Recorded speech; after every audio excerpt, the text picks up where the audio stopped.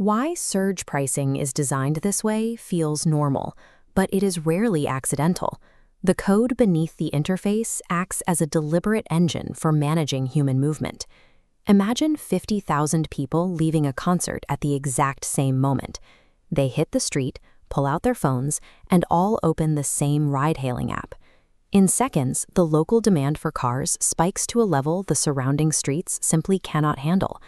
If you are standing on the sidewalk outside Madison Square Garden, staring at a screen asking for triple the normal fare, the immediate reaction is usually anger.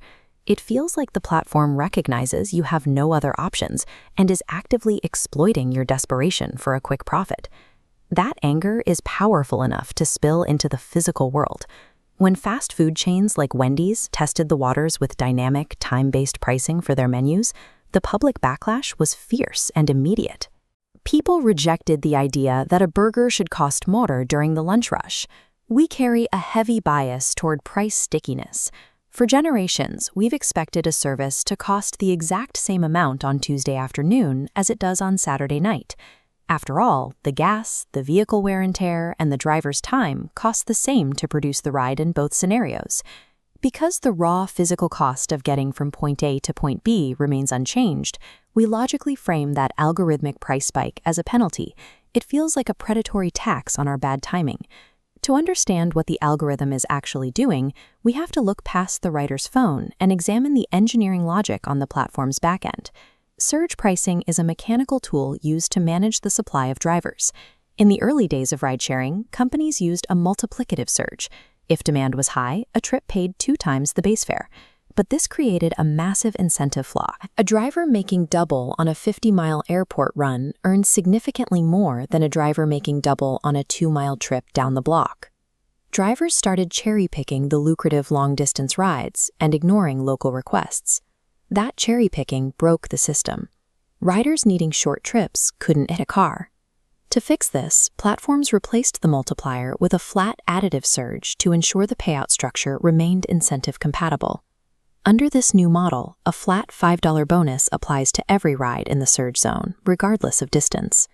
Suddenly, knocking out 3 short $5 bonus rides is highly profitable.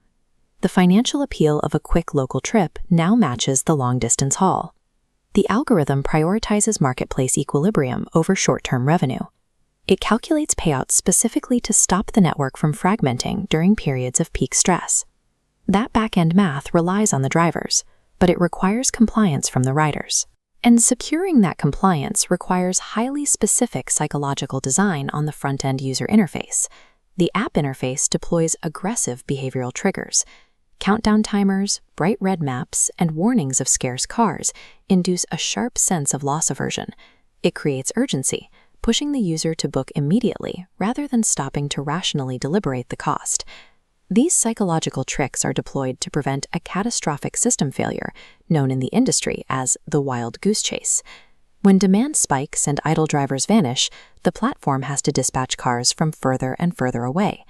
Those drivers spend most of their time traveling to empty pickups, thinning out the density of available cars and slowing the entire grid to a crawl. The surge price acts as a balancing loop. It immediately prices out less urgent riders, the people who can wait or take the subway. Simultaneously, higher payouts signal new drivers to log on and enter the high-demand area. This aggressive UI serves as a behavioral circuit breaker. By rationing access through price, it preserves the physical integrity of the entire logistics network. Algorithmic pricing replaces the traditional queue with monetary rationing. In this model, the cost of scarcity is transferred from the rider's clock to their bank account.